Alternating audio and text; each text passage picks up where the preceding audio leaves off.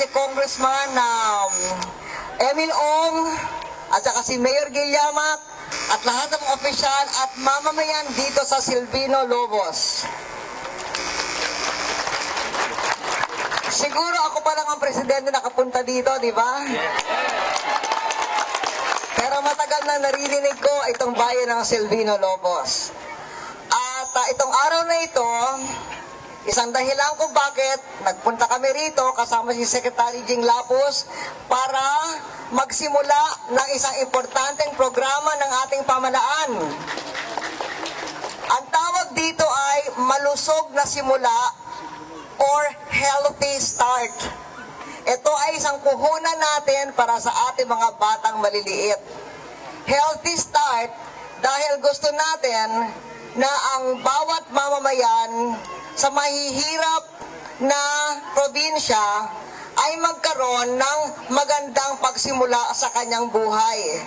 Kaya sa mga preschool, daycare pati, at saka mga grade 1, pagdating sa umaga, papakainin. Kaya healthy start sa buhay, healthy start din sa araw. At itong araw na ito, sa Northern Samar, sinisimulan natin itong programa sa 3 eskwela dito sa Silvino Lobos at 3 eskwela sa Lope de Vega na bibisitahin mamaya. Ngayon, dumating kami ng alas 12 kasi meron ako mga appointment sa Maynila, mga malalaking investor na mamumuhunan sa ating bansa para naman sa ganon ay tayo makaahon sa kahirapan ng mga mahihirap na probinsya. Kaya nakaabot dito ng alas 12, ang pagpapakain ay lunchtime. Pero sa araw-araw, sabi ko sa inyong mga teacher, sa inyong superintendent, sa umaga, papakainin ang ating mga anak pagdating.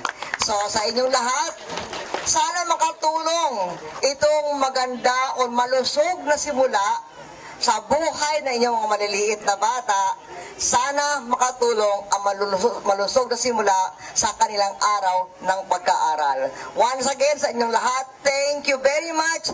Thank you for the honor of being the first president to visit Silvino Lobos. Maraming salamat.